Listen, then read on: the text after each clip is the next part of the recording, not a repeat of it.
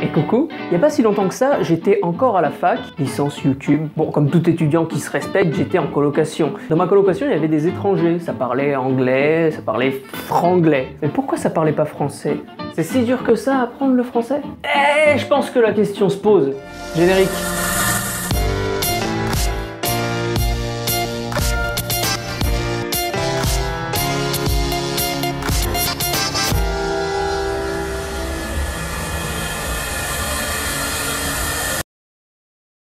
Bon, pour apprendre à parler français, le scolaire c'est un bon début, mais t'es pas bilingue avec du scolaire, c'est pas vraiment la réalité du terrain. Bon, pour apprendre à parler la langue du pays dans lequel tu viens de t'installer, que ce soit pour tes études, pour ton travail, il faut se confronter à la rue. Et qui dit rue dit langage de rue, j'ai nommé l'argot. Autant bon, l'argot en anglais c'est juste quelques fuck rajoutés à droite à gauche. What the fuck is going on? Are you kidding me, motherfucker? Mais en français, l'argot peut devenir beaucoup plus difficile. Et pour une raison totalement incompréhensible quand t'es pas français, le verlan.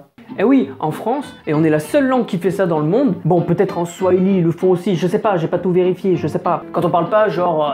Guenièvre, j'ai ouï dire que votre rendez-vous vous avez faux bon et vous a trouvé repoussant. De fichtre, vous ne pourrez plus compter fleurette la prochaine fois. C'est fâcheux.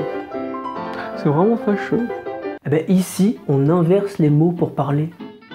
Et bon, ça, même si tu l'expliques à ton coloc, brésilien, canadien, australien, bah, c'est pas forcément acquis. Donc quand tu as des mots que tu comprends pas en français, tu inverses les syllabes, et là tu comprendras.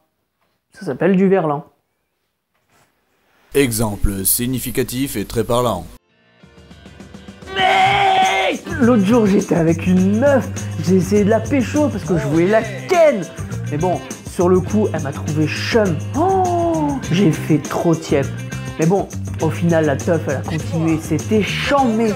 Bon, on va décrypter ça tous ensemble. Dans notre langue, on utilise des mots à l'envers qui, même remis à l'endroit, ne font pas le mot. Mais parce que meuf, à l'endroit, ça fait femme. Chum, bah ça fait mush. Et alors tiep est en freestyle complet. Ça fait teyit. Pays. On utilise des diminutifs de mots en verlan. Et même pire de pire, on utilise des mots à l'envers qui, une fois remis à l'endroit, n'ont pas le même sens que le vrai sens du mot. Petit bonus, mon préféré, le mot lourd. Pour un étranger, lourd c'est juste quelque chose qui ne peut pas soulever. Mais aujourd'hui, il a un tout autre sens. Quelque chose de lourd, c'est quelque chose de super génial. Et ce mot, mis à l'envers, bah, il veut dire tout son contraire. Et ça, pour l'Australien qui apprend le français, bah, c'est super relou. Putain. Donc là, l'étranger qui apprend le français, il est en PLS. Dans sa tête, c'est... What the fuck? T'imagines le verlan en anglais? Bah... Bad, ça ferait dab.